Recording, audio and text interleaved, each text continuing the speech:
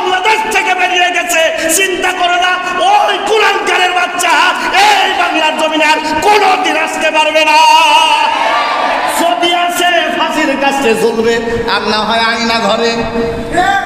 সারা বাংলাদেশ যখন ফায়ার বন্ধ, কিছু কুলাঙ্গারের বাচ্চার কারণে কুষ্টিয়ার জমিনে 14 জন শাহাদাত বরণ করেছে। আমরাও বলেছি শুনে নাও, এই 14 জনকে যারা ফায়ার করেছ অন্যগুলো বিচার ঊর্ধ্বতনরা করবে, এই 14 জনের বিচার কুষ্টিয়ার জমিনে কুষ্টিয়াবাসীরাই করবে ইনশাআল্লাহ। আমরা দাবি জানিয়েছি এই কুলাঙ্গার শাহাবুদ্দিন সহ যে সমস্ত জানোয়ারের বাচ্চারা আমার ভাইয়ের রক্ত ঝরিয়েছে বাংলাদেশে কুষ্টিয়ার জমিনে তাদের বিচার হবে ইনশাআল্লাহ। আজও এই বাংলার জমিনে লেডি ফিরাউন চিন্তা করেছিল যা করবো সব এক সময় করার শেষ হলে আমার ভারত আমাকে আশ্রয় দিবে, আমাকে মনে হয় কোনো না কোনোভাবে আমার আশ্রয় দিয়ে তাদের হেফাজতে রাখবে। আল্লাহর বান্দারা, আল্লাহ তাদেরকে বেইজ্জতি করে, জমিনে তাদের জায়গা হয় নাই। রাষ্ট্রীয়ভাবে রাজনৈতিকভাবে এই লেডি ফিরাউনেরও কোনো জায়গা হচ্ছে না। ভারতে গেছে, ভারত বলতেছে আমরা রাখতে পারবো না, বিশৃঙ্খলা হবে। আল্লাহর বান্দারা যুক্তরাজ্য, যুক্তরাষ্ট্র থেকে শুরু করে আল্লাহর বান্দারা সব জায়গায় ভিসা তার বন্ধ। এ দিয়ে প্রমাণিত হয় যা আল হক ওয়া যাহাকাল বাতিল ইন্নাল বাতিলা কানা যাহুকা। আল্লাহ যখন বিজয় দেয়, বিজয়ীরাই আনন্দ করে, জালিমের বাচ্চারা আনন্দ করার জায়গা পায় না, এমনকি দুঃখের কথাটুকু বলার জায়গা থাকে না। এটা আমার বাপ দাদার জায়গা, এটা আমার বাপের, এটা আমার, এটা আমাদের, এই কথা যারা বলে আল্লাহর বান্দারা তাদের পরিণতি কি হয়? এমন অনেক জালিমের বাচ্চারা বলেছিল দেশ আমার বাপের, দেশ আমার। কথা বলছেন না কেন? আল্লাহ বলছে শুনে নাও, দেশ যাদের তাদের হাতে দিয়ে দেব, আর তোদেরকে এমন ভাবে বেইজ্জতি করবো তোরা চিন্তাও করতে পারবা না। আজ আমাদের বাংলাদেশে কলঙ্কের একটা জায়গা তৈরি করেছিল পুলিশ বাহিনী, জালিমের পক্ষে থেকে তারা দুনিয়া লোভী হয়ে গিয়েছিল, যার কারণে তাদের অস্ত্রের আঘাতে আমাদের কলিজার টুকরার সন্তানগুলো, অসংখ্য সন্তানগুলো তারা নিজের বুকের তাজা রক্ত ছড়াইছে। আমরা কুষ্টিয়াতে দেখেছি আমার ভাইয়েরা, এই পুলিশ বাহিনী আমাদের সন্তানগুলোকে ধরে ধরে ডাইরেক্ট গুলি করে তাদেরকে হত্যা করেছে। আল্লাহর গোলামেরা ইতিহাস সাক্ষী দেয়, শুনে নাও, ওইটা যদি সত্যের পক্ষে হতো, আল্লাহর কসম করে বলি এই পুলিশ বাহিনী হতো বাংলাদেশে সব চাইতে শ্রেষ্ঠতম জায়গায় পৌঁছাতো। এই জন্য আল্লাহর গোলামেরা যেহেতু ন্যায়ের পক্ষে তাদের গুলি ছড়াতে পারে নাই, ন্যায়ের পক্ষে তারা ভূমিকা রাখতে পারে নাই, আজকে কারো যেন মনে হয় সব চাইতে খারাপ এবং নির্লজ্জ জায়গায় আছে পুলিশ বাহিনী। আমরাও দেখেছি আমাদের সন্তানেরা ইট আর পাটকেল ছাড়া কোনো কিছুই নেয় নাই। ইট পাটকেলের আঘাতে ওরা থানা থেকে শুরু করে পুরা কুষ্টিয়া পর্যন্ত তারা বিতাড়িত হতে বাধ্য হয়েছে। তার কারণ তাদের এক একটা পাথরের ভিতরে শুধু ওদের শক্তি ছিল না, এখানে আল্লাহ প্রদত্ত শক্তিটাই বিদ্যমান হয়েছে, ঠিক কিনা? আমরা শুধু মনে করতাম আমাদের যুবকেরা মনে হয় ফ্রি ফায়ার নিয়ে ব্যস্ত থাকে, নেট আর বিভিন্ন ইন্টারনেটের খেলাধুলা নিয়ে ব্যস্ত থাকে। 2024 সালে যুবকেরা দেখিয়েছে আমরা যখন জালিমের বিপক্ষে যাই কোন জালিমের বাচ্চার কুস্তি পর্যন্ত ঠিক থাকতে দেই না। এত ধিক্কার দিয়ে লেডি ফিরাউনকে খেদায় দিল। আবার অন্য জায়গা থেকে তার ছেলে বিভিন্ন ভিডিও ক্লিপ পাঠায়, আপাতত বাংলাদেশ তাকে জঘন্যতম জায়গায় পাঠিয়েছে। আর গোপালগঞ্জের কিছু ইন্দুর বান্দর সুইচ মেতো ওরা উঠছে যে নিয়ে আসবো আয়। কথা বলছেন না কেন? কত বড় শয়তান, চিন্তা করছে কতটা ভালো লাগতেছে। আজকে ফেসবুকে দেখলাম সারা বাংলাদেশ নিট অ্যান্ড ক্লিন। আমার মনে হচ্ছে যদি বিজয় না হতো তাহলে ওই লেডি ঘোষণা দিত, আজ অব্দি পর্যন্ত মানে ঘোষণা দিত ইট পাট সন্ত্রাসীদের হামলা, ইট পাটকেল দিয়ে সারা বাংলাদেশে যে হামলা হয়েছে, এই হামলার যত ক্ষয়ক্ষতি হয়েছে শুধু সাফ করতে 100 কোটি টাকা বাজেট করা হলো। আর ছাত্ররা দেখায় দিয়েছে একটা টাকাও রাষ্ট্র থেকে লাগবে না, আমরা আমাদের পরিশ্রম দিয়ে সারা বাংলাদেশ নিট অ্যান্ড ক্লিন করে দিলাম। বলেন সুবহানাল্লাহ। তোমার জনপদে, তোমার রাষ্ট্রে জালিমদের অত্যাচারে আল্লাহর কোরআনের মাহফিলগুলো বন্ধ হয়ে যায়, মসজিদে তালা লেগে যায়, মাদ্রাসায় তালা লেগে যায়, আলেমদেরকে গুম আর হত্যা করে। তোমরা এখনো কেন জমিনের ভিতরে নামতেছো না, তোমরা নামো, আমি আল্লাহ তোমাদেরকে সাহায্য করব। আমরা দেখেছি আমার ভাইয়েরা, আয়না ঘর থেকে শুরু, জেলখানা থেকে শুরু করে আয়না ঘর, আলো ঘর, এমন অসংখ্য মানুষকে নির্যাতনের স্ক্রিনগুলার সহ্য করতে হয়েছে। যখনই মসজিদ থেকে জমিনে ছুটেছে, যখনই মসজিদ থেকে জমিনের উপরে মুসলিম উম্মারা ছাত্র আন্দোলনের মাধ্যমে জালেমদেরকে হটাতে চেয়েছে, তখনই আল্লাহর সাহায্য এসেছে। যে সমস্ত মানুষগুলোকে, বিজ্ঞ মানুষগুলোকে, অভিজ্ঞ মানুষগুলোকে অন্ধকারাচ্ছন্ন আয়না ঘরে দিয়ে 10 থেকে 12 বছর, 15 বছর, এমনকি 17 বছর যাদের জীবন থেকে কেড়ে নিয়েছো, সামনে আয়না ঘর এমন করে তৈরি করা হবে, পৃথিবীর ভিতরে আবুল আহাবের মতো তোমাদেরকে সুড়ঙ্গর ভিতরে ফেলে ইতিহাস তৈরি করার সময় আসতেছে। আল্লাহ রাব্বুল আলামিন ডাক দিয়ে বলেন, এই দুনিয়ায় যারা আল্লাহর প্রতি অবিচল বিশ্বাস থেকে পথ চলে, যারা আল্লাহ পাক রব্বুল আলামিনকে ভালোবাসে, এই মানুষদেরকে আক্ষেপ করে আল্লাহ পাক রব্বুল আলামিন ডাক দিতে থাকে, অমালাকুম লা তুকাতিলুনা ফি সাবিলিল্লাহি ওয়াল মুস্তাদআফিনা মিনার রিজালি ওয়ান নিসাই ওয়াল বিলদানিল্লাযীনা ইয়াকুলুনা রব্বানা। আল্লাহ রাব্বুল আলামিন ডাকতে বলেন, ও টুপিওয়ালারা, ও দাড়িওয়ালারা, ও ইসলাম প্রিয় মানুষ, তোমরা যারা মুখে বলো মান আমানা বিল্লাহ, তোমরা যারা আল্লাহর প্রতি অবিচল বিশ্বাস থেকে পথ চলো, তোমরা যারা মারা গেলে জানাজা দেওয়া লাগে, মারা গেলে দোয়া করা লাগে, মুসলিম উম্মাহ অনুযায়ী তোমাদেরকে মাটি দেওয়া লাগে, তোমরা কি দেখছো না এই পৃথিবীর মঞ্চে অসংখ্য মানুষ দোয়া করে আল্লাহ জালিম থেকে বাঁচাও। এই জন্য আল্লাহ তাআলা ডাক দিয়ে বলেন, জালিম থেকে তখনই আমরা বাঁচাবো যখন তোমরা তাদের পক্ষে অগ্রসর হবে। আমরাও দেখেছি আল্লাহর বান্দারা আজ 17 বছর জুলুম করে যারা বিভিন্ন কায়দায় গুম, হত্যা, রাহাজানি, সিটারি, বাটপারি করে রাষ্ট্র পরিচালনা করতে চায়, যখনই জনগণ, জনতা এবং যখনই ছাত্ররা অগ্রসর হয়েছে, তখনই আল্লাহ কামিয়াব দান করে তাদেরকে সফলতা দান করেছে। সুবহানাল্লাহ। আল্লাহ রাব্বুল আলামিন বলেন, ওমা লাকুম লা তুকাতিলুনা ফি সাবিলিল্লাহ, ও ঈমানদারেরা, তোমাদের কি হলো যে তোমরা মাঠে নামছো না? মাঠে না নেমে মসজিদের কোণায় বসে শুধু দোয়া করছো না? মসজিদের কোণে বসে শুধু দোয়া করে আল্লাহর জয়লাভ কোনোদিন আনতে পারবা না। যখনই অগ্রসর হবা, শুনে নাও, এক পা অগ্রসর হবা, 70 পা আল্লাহ তাআলা নিজে অগ্রসর হয়ে তোমাদের সফলতা দান করে দেবে। বলেন সুবহানাল্লাহ। আল্লাহ রাব্বুল আলামিন বলছে, তোমরা কি দেখছো না কিসে তোমাদেরকে আঁকড়ে ধরছে? তোমরা কি চিন্তা করো না? তোমরা কি তাকায় দেখো না? ইয়াকুলুনা রব্বানা আখরিজনা মিন হাযিহিল ক্বরিয়াতিজ যালিমি আহলুহা। আহাল মানে পরিবার, আহলুহা পরিবার সমূহ। তোমার জনপদে, তোমার রাষ্ট্রে জালিমদের অত্যাচারে আল্লাহর কোরআনের মাহফিলগুলো বন্ধ হয়ে যায়, মসজিদে তালা লেগে যায়, মাদ্রাসায় তালা লেগে যায়, আলেমদেরকে গুম আর হত্যা করে। তোমরা এখনো কেন জমিনের ভিতরে নামতেছো না? তোমরা নামো, আমি আল্লাহ তোমাদেরকে সাহায্য করব।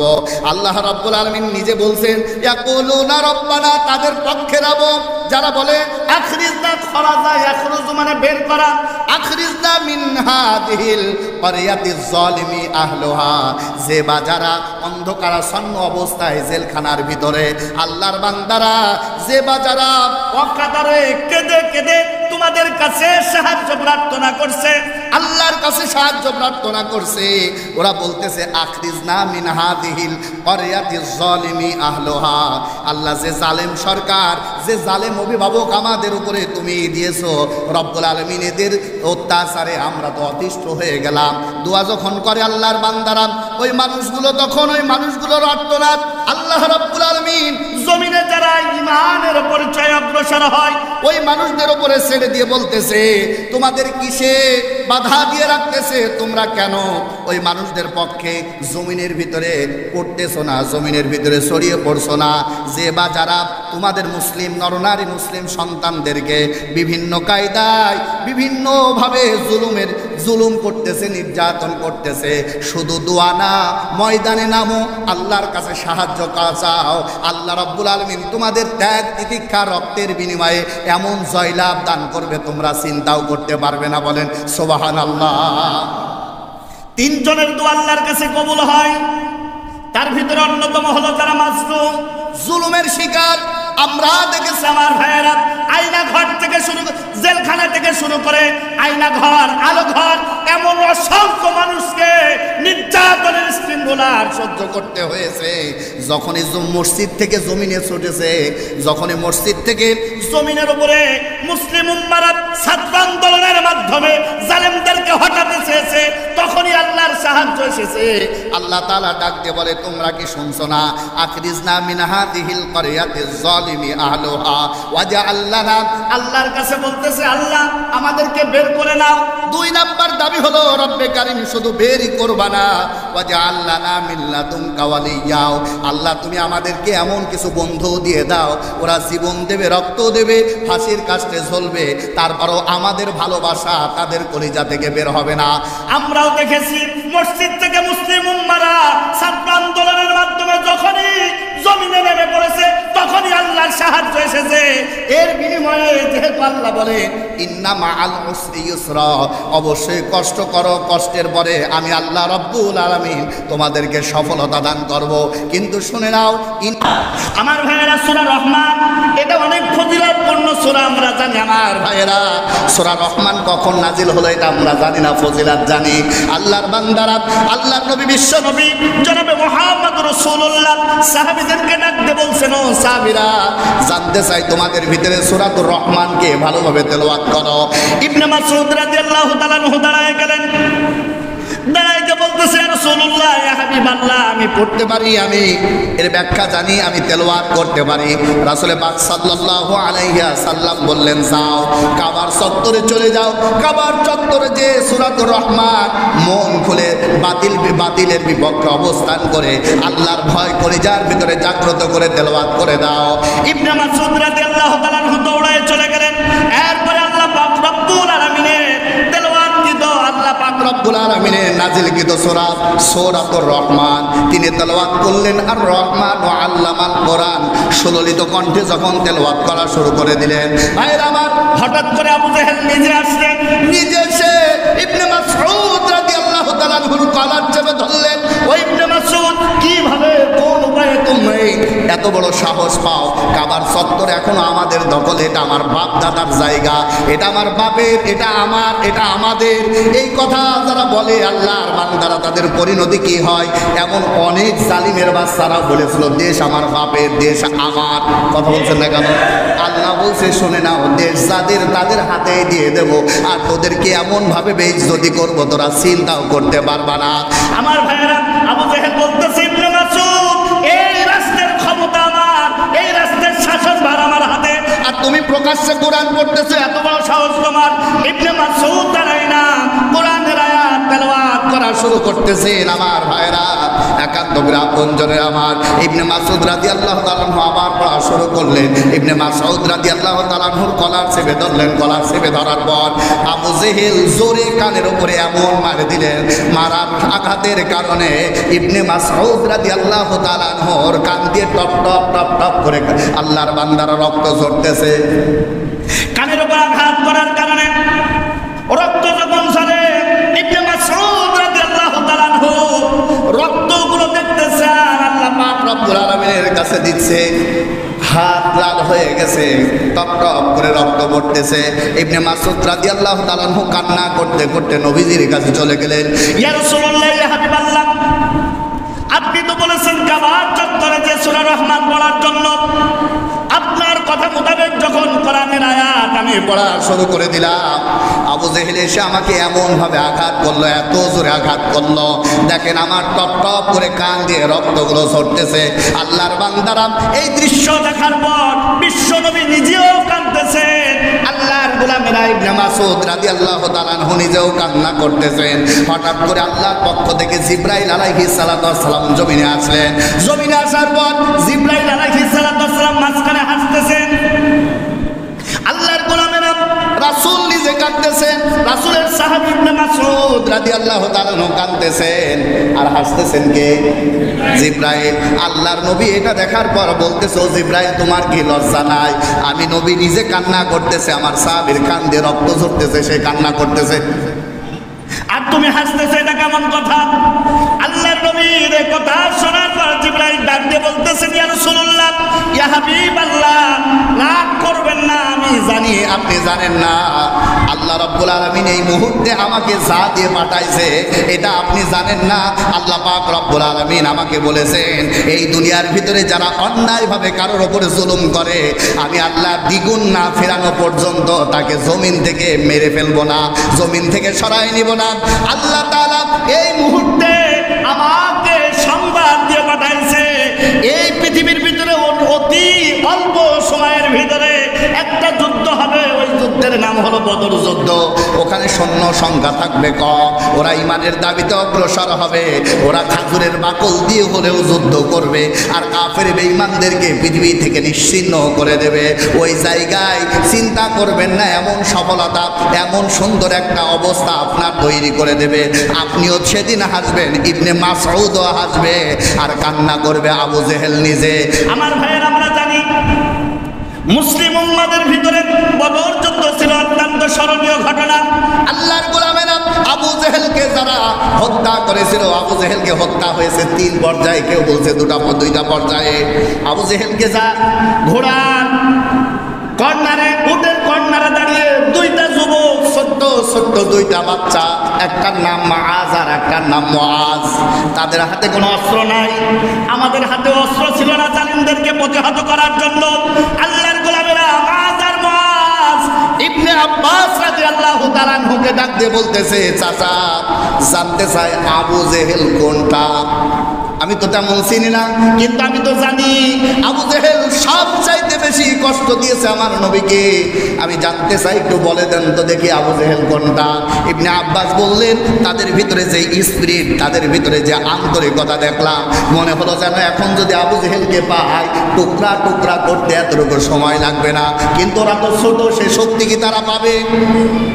আল্লাহর গোলামেরা তেমন কোনো অস্ত্র নাই, আমাদের আছে ঈদ। আর ওই সময় মাআজ আর মুআজের হাতে ছিল খাজুরের ডাল, খাজুরের ডাল নিয়ে চলে গেল। ইবনে আব্বাস ডাকতে বলতেছেন, বর্ণনা করতেছেন, আমি বললাম ওই যে উটের উপরে বসা, ওইটার নাম হলো আবু জেহেল। আল্লাহর বান্দারা উঁচু হতে পারে না, তেমন উপরে আঘাত করবে তেমন জায়গাও পায় না।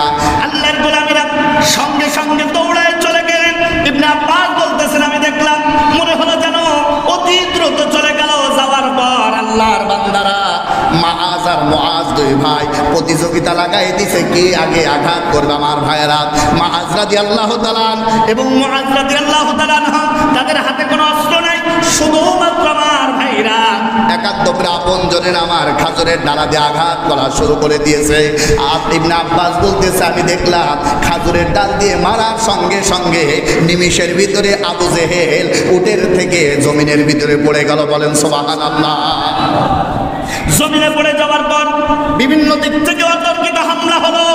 হামলা করার পর আমার ভাইয়েরা কিছুক্ষণ পর মুআজ রাদিয়াল্লাহু তাআলা, আল্লাহর গোলামেরা, একটা হাত ছিঁড়ে গেছে, সামলায় ঝুলে আছে। আল্লাহর গোলামেরা সামলায় ঝুলে থাকা অবস্থায় মুআজ ডাকতে বলে, ও মুআজ, আমার দিকে তাকাও, উনজুর, আমার দিকে তাকাও। 2টা রামে দেখছে আমার ভাইয়েরা, আমার হাত ঝুলে গেছে, আমি আবু জেহেলকে মারতে এতটুকু দেরি করবো না।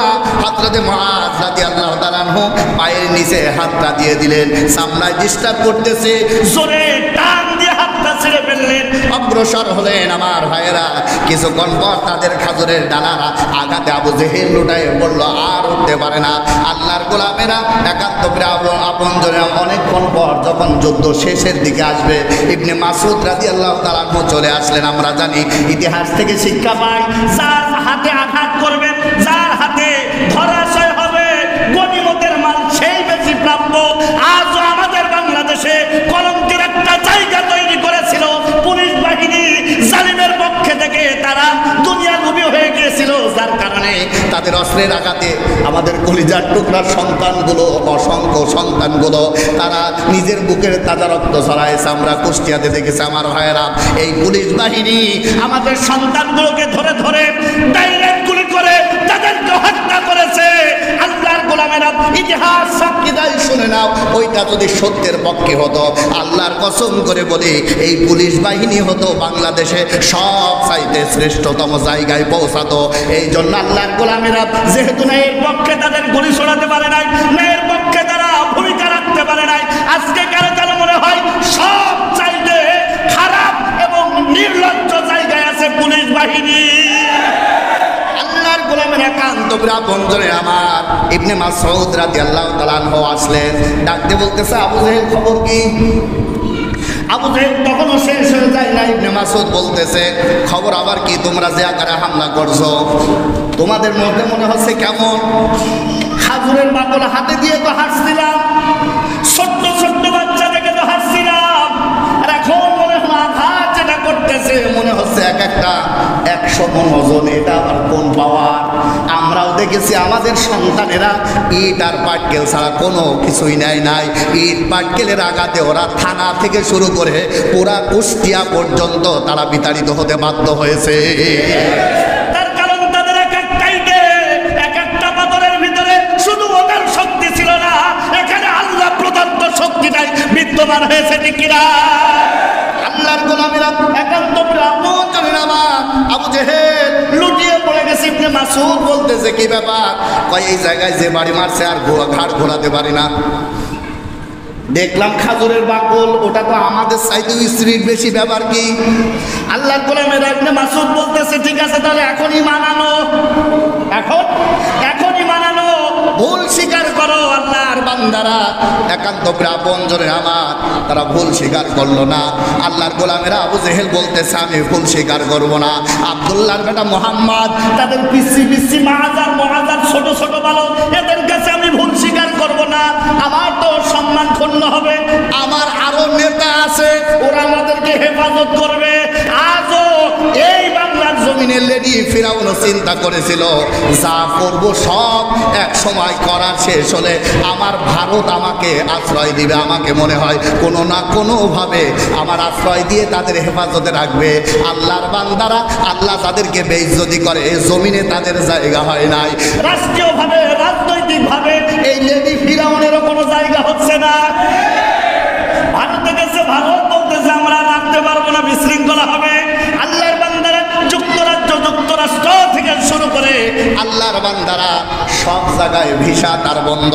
এ দিয়ে প্রমাণিত হয়, যা আল হক ওয়া যাহাকাল বাতিল ইন্নাল বাতিলা কানা যাহুকা।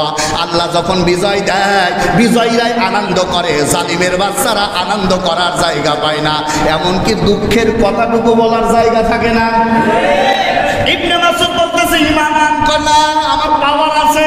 আমার কি আছে? আমার পাওয়ার আছে, কিছুক্ষণ পরে যুদ্ধ থেমে যাবে। আল্লাহর গোলামেরা, যুদ্ধ থেমে যাওয়ার পর কোনো না কোনোভাবে আমি রেহাই পেয়ে যাব। আর আমি যদি এখন নত হই, তাহলে পৃথিবীর ভিতরে ইতিহাস হয়ে থাকবে, নত হয়েছে আল্লাহর বান্দারা, একান্ত ব্রাহ্মণজনের আমার। এই অবস্থায় আল্লাহর গোলামেরা, আবু জেহেল বলতেছে, না, ইবনে আব্বাস আল্লাহর নবীদের কাছে চলে গেলেন, ইয়া রাসূলুল্লাহ, ও তো কোনো রকম নরম হয় না। সারা বাংলাদেশ যখন ফায়ার বন্ধ, কিছু কুলাঙ্কারের বাচ্চার কারণে কুষ্টিয়ার জমিনে 14 জন শাহাদাত বরণ করেছে। আমরাও বলেছি, শুনে নাও, এই 14 জনকে যারা ফায়ার করেছ, অন্যগুলো বিচার ঊর্ধ্বতনরা করবে, এই 14 জনের বিচার কুষ্টিয়ার জমিনে কুষ্টিয়াবাসীরাই করবে ইনশাআল্লাহ। আমরা দাবি জানিয়েছি, এই কুলাঙ্কার শাহাবুদ্দিন সহ যে সমস্ত জানোয়ারের বাচ্চারা আমার ভাইয়ের রক্ত ঝরিয়েছে, বাংলাদেশে কুষ্টিয়ার জমিনে তাদের বিচার হবে ইনশাআল্লাহ। আমার ভাইরা, একান্ত ব্রাহ্মণজনের আবু জেহেলকে 2 বার ছাড় দিল। কয়বার? একটু ঈমান আনো, তোমার ছাড় দেওয়া হবে। আবু জেহেল ডাকতে বলে, না, কোন রকম। ইবনে মাসউদ বলতেছে, তাহলে কিন্তু শুনে না। আমি বলি, তাহলে কিন্তু শুনে না, এখন তোমাকে জবে করব। আবু জেহেল বলতেছে, জবাই করো, আমার সমস্যা নাই, কিন্তু ঘাট একটু লম্বা করে কাটো। কত বড় শয়তান, চিন্তা করে দেখছেন? আমারও জবাই করে সমস্যা নাই, কিন্তু ওই গর্দানটা একটু লম্বা করে কাটো, যাতে গর্দান কাটে ফেলার বাঁচতে পারে, এটা আবু জেহেলের মাথা। আল্লাহ পাক রব্বুল আলামিন ডাক দিয়ে বলে ইন্না কায়দা শাইতান। ওরা কত ষড়যন্ত্র করলো, 1000 সৈন্য নিয়ে মনে করলো আমাদের অস্ত্র আছে, আল্লাহর বান্দারা মুহাম্মদ রাসূলুল্লাহর সৈন্যকে হটাইতে সময় লাগবে না। কিন্তু ওরা জানে না বাংলাদেশ নয় পৃথিবীর ইতিহাসে যুবকরা যেখানে দাঁড়িয়েছে ওই জায়গায় বিজয় হয়েছে, পরাজয় হয়েছে জালিমের বাচ্চারা। আমরা শুধু মনে করতাম আমাদের যুবকেরা মনে হয় ফ্রি ফায়ার নিয়ে ব্যস্ত থাকে, নেট আর বিভিন্ন ইন্টারনেটের খেলাধুলা নিয়ে ব্যস্ত থাকে। 2024 সালে যুবকেরা দেখিয়েছে আমরা যখন জালিমের বিপক্ষে যাই কোন জালিমের বাচ্চার কুস্তি পর্যন্ত ঠিক থাকতে দেই না। আল্লাহর গোলামেরা কান্তবীরা বঞ্জনের আমার আল্লাহর বান্দার এই জন্য যুবকদের যেখানেই দাঁড়াবে ওই জায়গায় পরিবর্তন হবে। আজও যদি আমরা ন্যায়ের পক্ষে দাঁড়ায় গেছি, এই জন্য সব জালিমের এখন ভয় আছে না? আবু জেহেল ইবনে মাসউদ বলতেছে আমি এখন কিন্তু তোমারে জবাই করব। আবু জেহেল বলতেছে জবাই করো, তাতে সমস্যা নাই, কিন্তু আমার মাথাটা কি করো লম্বা করে গাইতো। আল্লাহর বান্দারা এত ধিক্কার দিয়ে লেডি ফিরাউনকে খেদায় দিল। আবার অন্য জায়গা থেকে তার ছেলে বিভিন্ন ভিডিও ক্লিপ পাঠায়। আপাতত বাংলাদেশ তাকে জঘন্যতম জায়গায় পাঠিয়েছে। আর গোপালগঞ্জের কিছু ইন্দুর বান্দর সুইচো মেতো ওরা উঠছে যে নিয়ে আসবো। আয় কথা বলছেন না কেন? কত বড় শয়তান চিন্তা করছে। আল্লাহর গোলামের আবু জেহেল বলতেছে একটু লম্বা করে কাটো, আমি এখনো মরিনি। আল্লাহর গোলামের ইবনে মাসউদ রাদিয়াল্লাহু তাআলা আনহু দুইটা, কেউ বলছেন তিনটা। তিরমিজি শরীফের হাদিস আমার ভাইয়েরা গর্দান কাটা হলো, কেউ বলছেন গর্দান না কেটে কানের ভিতরে বর্শি লাগাই দিল। দুই কানের ভিতরে বর্শি লাগালো, ঠোঁটের ভিতরে বর্শি লাগালো। আমরা ওই সময় আমরা আল বলি, আর ওই সময় বর্শি বলে না চাই বলেন। এইভাবে লাগায় টানতে টানতে রাসূল পাক সাল্লাল্লাহু আলাইহি সাল্লামের দরবারে নিয়ে গেল। হঠাৎ করে আল্লাহর বান্দার আল্লাহর তরফ থেকে জিবরাইল ডাক দিয়ে বলতেছেন ইয়া রাসূলুল্লাহ আপনি হাসতেছেন কেন? ইবনে আব্বাসও হাসে, আপনিও হাসেন, ব্যাপার কি? ডাকতে বলতেছে ও জিবরাইল, কাবার চত্বরে সূরা রহমান পড়ার কারণে আবু জেহেল আঘাত করে রক্ত ঝরাইছিল। শুনে নাও, আজকে আল্লাহ পাক রব্বুল আলামিন মাআজ আর মুআজের মাধ্যমে জমিনে লুটায় দিলেন, জমিনে ফেলে দিলেন। আর আমার ইবনে মাসউদ তাকে কানের ভিতরে দড়ি লাগায়ে, রশি লাগায়ে কানের ভিতরে লোহা দিয়ে টানতে টানতে নিয়ে যায়। তার মানে হলো আঘাত করেছিল একটা, আল্লাহ দ্বিগুণ তার চাইতে বেশি শাস্তি দিয়ে আল্লাহ এই পৃথিবীর ইতিহাস তৈরি করে দিল। সুবহানাল্লাহ। আল্লাহর গোলামেরা কান্তরা বঞ্জনে আমার, এই জন্য জালিমরা জুলুম করে কোনদিন টিকে থাকতে পারে না। আমরা জানি আল্লাহর বান্দারা আল্লাহর নবীজির আপন চাচা, তার নাম হলো আবু লাহাব। নাম কি?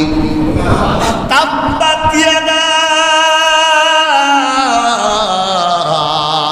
আবি লাহাবিন ওয়া তাব্বা।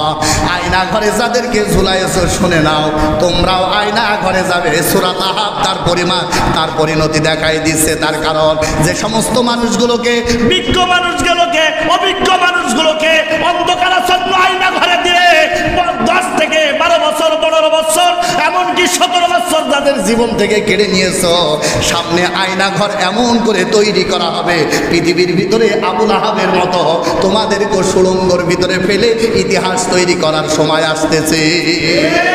আমরা জানি আবু লাহাবকে সর্বশেষ একটা গর্তের ভিতরে ফেলে দিয়েছিল।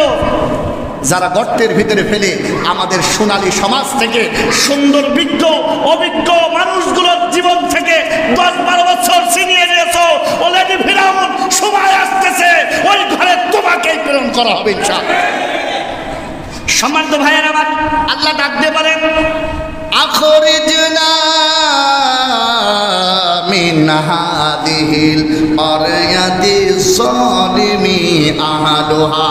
ওরা আর্তনাদ করেছে, কান্না করেছে, আর বলেছে আল্লাহ আমাদেরকে বের করে নাও, আমাদেরকে বন্ধু বানায় দাও, বন্ধু বানায় দাও।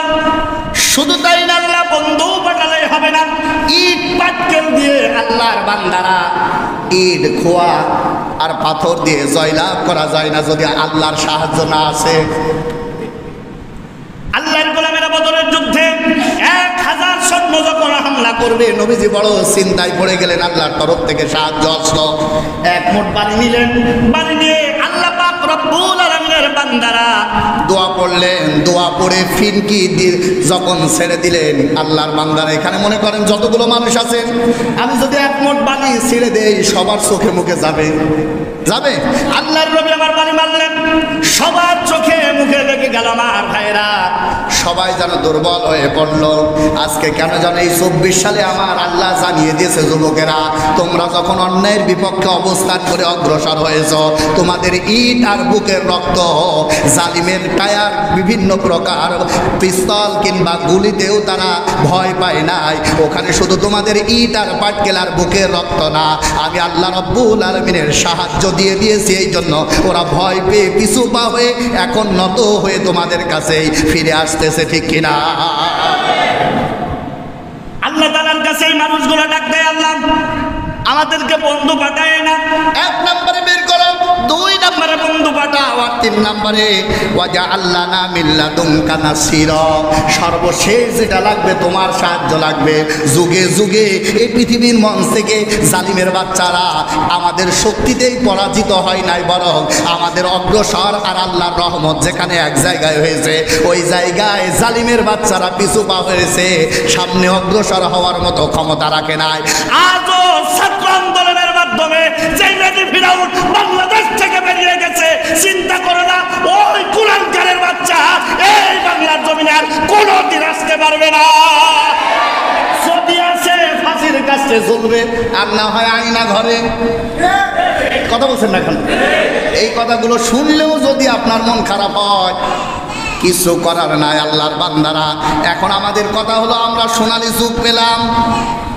এখন আমাদের কাজ হলো, যারা আন্দোলনে যায়নি তারা খালি মারামারি করবে, হ্যাঁ না আমি অমুক দল করি। এখন আমাদের সময় পুলিশ নেই, ঠেকানোর লোক নেই, আমি হাম নাকি?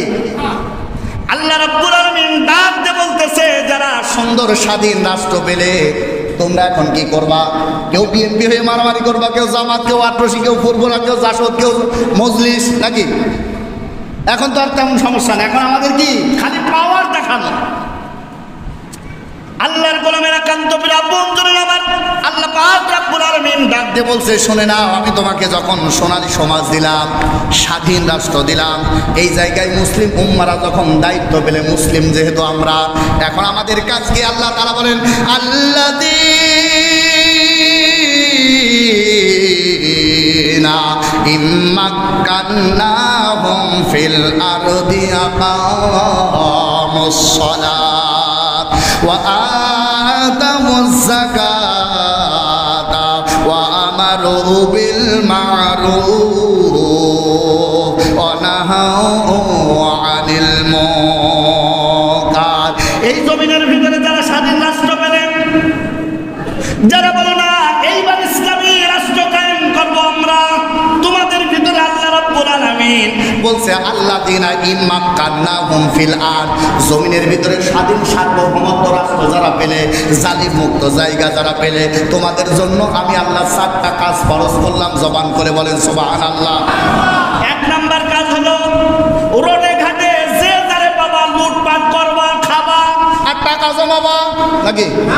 তাই তো হচ্ছে ছাত্র আন্দোলনের মাধ্যমে। শোনেন, আমি প্রায় এই কয়দিনই বলতেছি, শুনে না, বাংলাদেশে 2024 সালের যে স্বাধীনতা, এটা কোনো ছাতা মাতা কোনো দলের স্বাধীনতা না, এটা অন্য কোনো দলের ক্যাডিট না, একমাত্র ছাত্রদের ক্যাডিট। উল্টা পাল্টা করবা, তোমাকেও কিন্তু ওই লেডি ফিরাউনের মতো পরিণতি ছাত্ররাই করবে, তুমি চিন্তাও করতে পারবা না। তোমরা মনে করতেছো আমরা পেয়েছি, তোমরা পেয়েছো, একটু জায়গায় দেখো হাসপাতালের বেডে কাঁদছে আমার ভাইরা, অসংখ্য মায়ের বুক খালি হয়েছে। ওরাই বোঝে কতটা জ্বালার, কতটা যন্ত্রণা। আর এই স্বাধীন অবস্থা পেয়ে তোমরা মনে করছো হাম মারিঙ্গা তাম মারিঙ্গা, কেয়া হঙ্গা কেয়া হঙ্গা। চিন্তা করো না, ওই ছাত্র আন্দোলনের মাধ্যমে এত বড় ফিরাউনকে যদি জব্দ করতে পারে, তুমি তো তার চাইতে ছোট খাটো কেউ, নাকি বলেন? তাহলে আমাদের এখন কাজ কয়টা? বলেন বলেন। কত এই ছাত্রদের এই জয়লাভ দেখে কতটা ভালো লাগতেছে। ফেসবুকে দেখলাম সারা বাংলাদেশ নিট অ্যান্ড ক্লিন, আমার মনে হচ্ছে যদি বিজয় না হতো তাহলে ওই লেডি ঘোষণা দিত, আজ অব্দি পর্যন্ত মনে ঘোষণা দিত, ইট পাট সন্ত্রাসীদের হামলা, ইট পাটকেল দিয়ে সারা বাংলাদেশে যে হামলা হয়েছে, এই হামলার যত ক্ষয়ক্ষতি হয়েছে শুধু ছাদ করতে 100 কোটি টাকা বাজেট করা হলো। আর ছাত্ররা দেখায় দিয়েছে একটা টাকাও রাষ্ট্র থেকে লাগবে না, আমরা আমাদের পরিশ্রম দিয়ে সারা বাংলাদেশ নিট অ্যান্ড ক্লিন করে দিলাম। বলেন সুবহানাল্লাহ। এই কৃতিত্ব কাদের? বলেন ছাত্রদের। দেখেছেন না ফেসবুকে সারা বাংলাদেশে 24 ঘন্টার ভিতরে সংসদ ভবন থেকে শুরু করে আমাদের হরিপুরের ব্রিজ পর্যন্ত সাফ করে দিয়েছে এই ছাত্ররা। সুবহানাল্লাহ বলবেন না? আমরা দেখেছি মনে মনে কত বাবাজিরা বসে থাকতো, এমনকি মূর্তি পাহারা দিতে 4টে পুলিশ লাগতো না, কি বলছেন? মূর্তি পাহারা দিতে এক এক জায়গায় 10টা 12টা পুলিশ বসে রাখতো, বসায় রাখতো। আমাদের টাকায় যে পুলিশ চলে, অবৈধ কাজে যারা বসায় রাখতো, ওরাই হচ্ছে পৃথিবীর সবচাইতে বড় জালেম। আমরা দেখতে পাচ্ছি এখন ট্রাফিক পুলিশও লাগছে না, ছাত্ররা নিজেরা কলা বিস্কিট আর পানি খেয়ে সারা বাংলাদেশ সুন্দর একটা জায়গাতে নিয়ে যাচ্ছে। সুবহানাল্লাহ বলবেন না? এটা খুশি না বেজা?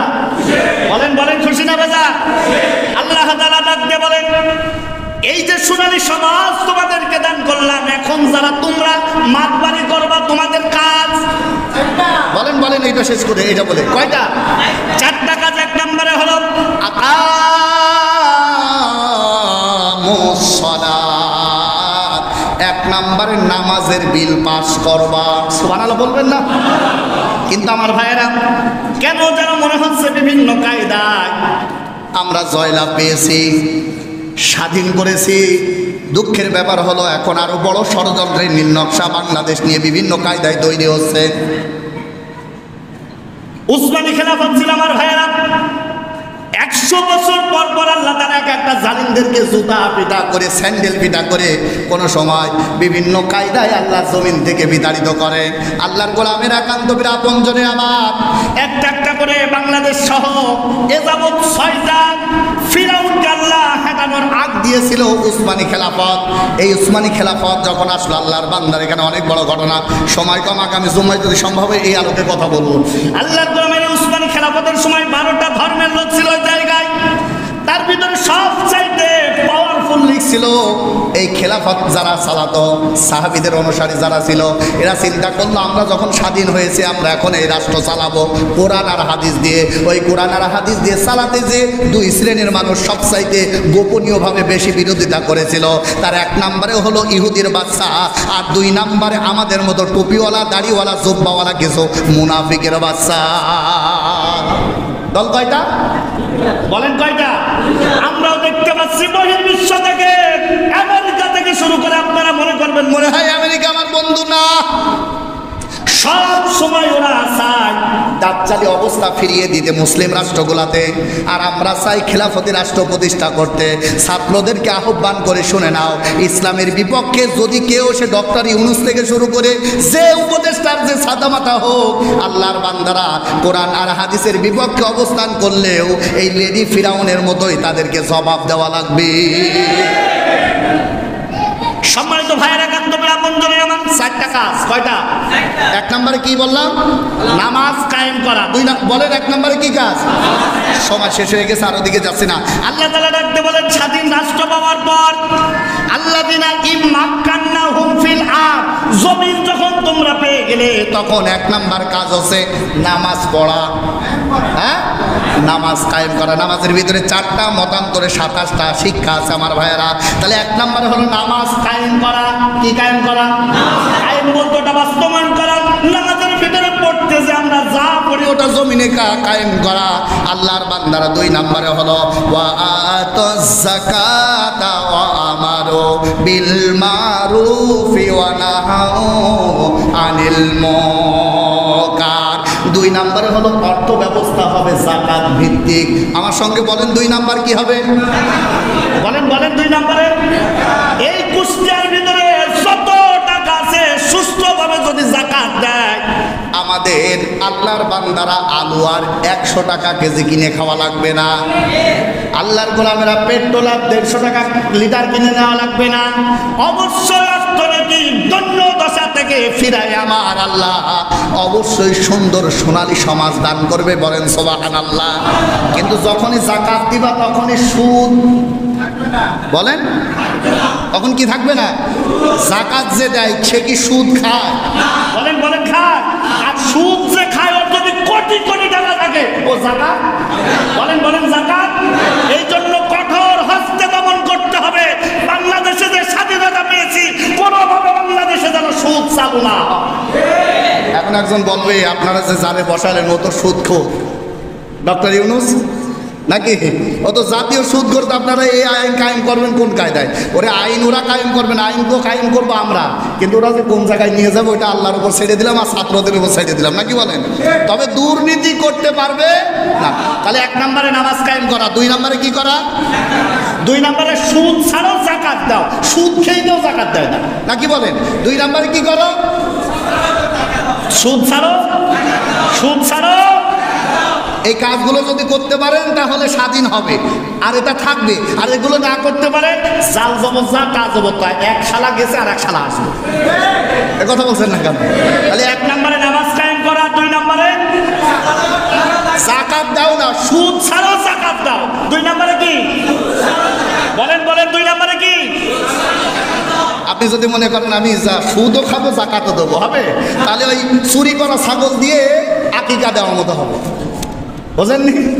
একজন ছাগল চুরি করেছে, বলছে যে কি করব, মনে হচ্ছে মরা মরা ভাব, ওই ছাগলটা আমি দান করে দিই বা আকিকা দিয়ে দিই, আকিকায় যে সওয়াব হবে ও কি ওই গুনাহ কি মাফ হবে? কথা বলছেন না কেন? তাহলে 2 নম্বরে ওয়াতুল যাকাত ঠিক আছে, কিন্তু সুদ ছাড়তে হবে। এই যারা মনে হয় ওই কাতারে আছে বলছে না, এখন আমার সঙ্গে বলেন, 1 নম্বরে সুদ ছাড়তে হবে, যাকাতও দেবেন, সুদও খাবেন, ও কাজ হবে না। সুদ ছাড়াও যাকাত। 1 নম্বরে নামাজ কায়েম করা, 2 নম্বরে যাকাত প্রদান করা, 3 নম্বরে ভালো ভালো কাজের আঞ্জাম দেওয়া। বিএনপি জামাত আব্বাসী মুরমুরা যে দলই হোক না কেন, অন্যায় যারা করবে তাদের অবশ্যই শাস্তি পেতে হবে, এর অগ্রসর হতে হবে কাজ, কি বলেন আপনারা? 3 নম্বরে হলো আমার বিল মারুফ অতানহাউনা আনিল মুনকার, আর 4 নম্বরে হচ্ছে অন্যায় যেখানে হবে প্রতিহত করবে। আমি আপনাদের কাছে আশার বাণী দিয়ে যাই, অন্যায় করে কেউ ছাড় পায় নাই, আজ অবধি পর্যন্ত ইনশাআল্লাহ কেউ ছাড় পাবে না। সে 2 দিন আগে আর 2 দিন আগে আর পরে। আল্লাহ তাআলার কাছে দোয়া চাই, রব্বে কারীম আমাদের নেক মকসুদ কবুল করে নিক। স্বাধীন যে রাষ্ট্র পেয়েছি, এই রাষ্ট্রভূমিকে, এই রাষ্ট্রকে আমরা যাতে সুন্দর সোনালী সমাজ উপহার দিতে পারি, আর এটা ব্রিটেন আমেরিকার বুদ্ধি দিয়ে না, এটা একমাত্র কুরআন আর হাদিস দিয়ে এই পক্ষে যারা থাকবে আমরা তাদের পক্ষে, কথা ঠিক কিনা? আর একটা মেসেজ দিয়ে আমি শেষ করতে চাই, আমাদের বাংলাদেশে সাতাফতারিক উম্মতি সামঈনা কুল্লুহুম ফিন্নার। এখন আমরা যারা টুপিওয়ালা আছি, যেহেতু ওই সুলাইমানি রাষ্ট্র ওই সমস্ত রাষ্ট্রটা নষ্ট করেছিল 2টা দল, এক হচ্ছে ইহুদি আর একটা কি বললাম, বলেন বলেন আর একটা কি? এখন কে তাবলিগ, কে জামাত, কে আট্রসি, কে ফুরফুরা, কে জাসদ, কে বাসদ, ও চিন্তা ভুলে যান, কাঁধে কাঁধ মিলিয়ে ন্যায়ের পক্ষ অগ্রসর হন। আল্লাহ পাক রব্বুল আলামিন দেশটাকে সুন্দর করে দেবেন ইনশাআল্লাহ। আমি বলি এখন বাংলাদেশে বিশেষ করে যে সমস্ত ইসলামী দলগুলো আছেন, আপনারা এক হয়ে যান, এক হয়ে সুন্দর একটা দল গঠন করেন, জনগণ আপনাদের পক্ষে থাকবে ইনশাআল্লাহ।